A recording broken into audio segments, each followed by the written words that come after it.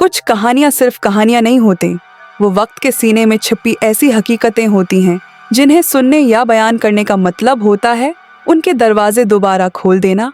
मेरी जिंदगी भी एक ऐसी ही दास्तान में बदल गई।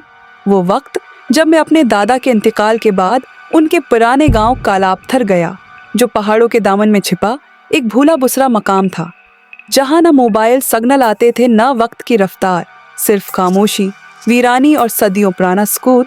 दादा की कोठी गांव के आखिरी सरे पर वाक़ थी। एक भारी भरकम लकड़ी का दरवाजा जो सदियों की हवा से सियाह हो चुका था। दरवाजे पर एक जंग आलूद ताला पड़ा था, जिसे खोलते ही जैसे माजी की फजा ने मुझे लपेट में ले लिया। अंदर कदम रखते ही घप अंधेरे ने मेरा इस्तकबाल किया। मैंने टारच आन की तो दीवारों पर अजीब और गरीब अलामतें थीं, जैसे किसी ने कोयले से कुछ लिखने की कोशिश की हो। दादा की बातें याद आएं। वो अक्सर कहते थे, हर इंसान के साथ एक साया पैदा होता है, मगर बाज़ साए असल जिस्म से आज़ाद भी हो जाते हैं। मैं इन बातों को बचपन की बड़ ही समझता था, मगर उस कोठी में दाखिल होते ही महसूस हुआ जैसे हुआ में कुछ रखा हुआ हो। सांस लेना बोझ लग रहा था। कमरे में एक पुराना संदूक रखा था, जिसे खोलने पर पुराने खत, तावीज़ और एक भारी सा रजिस्टर मिला, जिस पर अरबी और फारसी के उलझे अल्फाज लिखे थे। पहली रात में वहीं रख गया।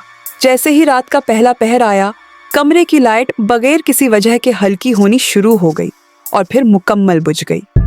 मैंने टारच से आसपास देखा तो कमरे के कोने में एक साया सा महसूस हुआ, जो एक लम्हे को साकत रहा, फिर आहिस्ता आहिस्ता दीवार में जज्ब हो गया। मैंने समझा शायद नज़र का धोखा है, लेकिन जब मैं सोने के लिए लेटा तो किसी ने मेरे कान के करीब आकर धीमी सरगोशी में मेरा नाम लिया, फरहान। मैं हड़बड़ा कर उठा। कमरे में कोई नहीं था, पसीने से शराबूर। मैंने सारी रात जाग कर गुजारी। अगली सुबह गांव के इमाम मस्जिद मौलवी हनीफ साहब से मुलाकात की। वो दादा के करीबी दोस्त थे। उन्होंने मुझे देखते ही कहा, तुम्हें वहाँ रात नहीं गुजारनी चाहिए थी। वो जगह सिर्फ मकान नहीं, किसी और की क़याम गाह है। उनके कहने पर मैं दोबारा कोठी वापस गया और उन तमाम चीज़ों को निकाल कर मौलवी साहब के हवाले कर दिया, मगर तब तक शायद देर हो चुकी थी, क्योंकि वो साया अब सिर्फ कोठी में नहीं, मेरे साथ साथ चलने लगा था।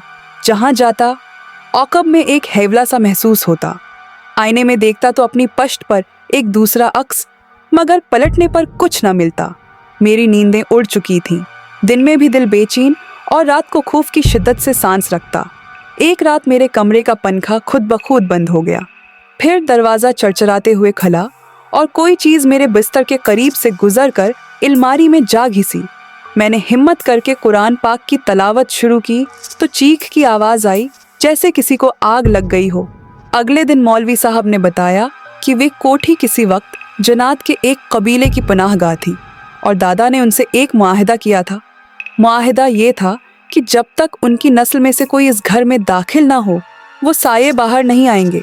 मगर मैं वो किफ्ल तोड़ चुका था और वो साया अब मेरे साथ बंध चुका था। मौलवी साहब ने मुझे एक तावीज़ दिया और कहा, ये तुम्हारे जिस्म की नहीं, तुम्हारी रूह की हिफाजत करेगा। मैंने तावीज़ पहन लिया।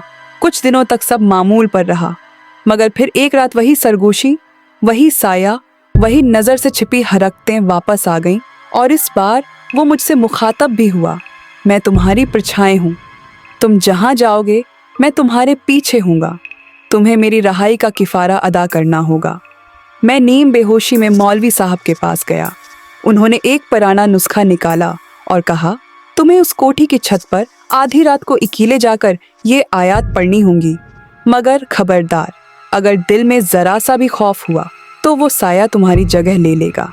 मैंने हिम्मत बांधी और आधी रात को छत पर गया, जहाँ फ़ज़ा में एक घना बोझ महसूस हुआ, जैसे आसमान नीचे आ गया हो। मैंने जैसे ही तलावत शुरू की, फ़ज़ा में भारी हंसी गूंजी और साया सामने आया।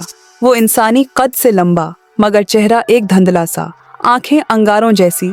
वो मुझ पर झपटा, मगर जैसे ही आखिरी आयत ख़त्म की, एक ज़ोरदार धमाका हुआ और वो साया चीख मार कर गायब हो गया। मैं बेहोश होकर गर्रा। अगली सुबह जब आँख खुली तो मौलवी साहब मेरे पास थे। उन्होंने कहा, तुम जीत गए हो, मगर याद रखो, बाज़ साए मर नहीं जाते, बस वक्त के पर्दे में छिप जाते हैं। मगर जिंदगी ने सुकून का सांस लेने न दिया। मैं वापस शहर लौट आया, मगर वो साया जैसे मेरे साथ मेरे ही साये की सूरत आ गया।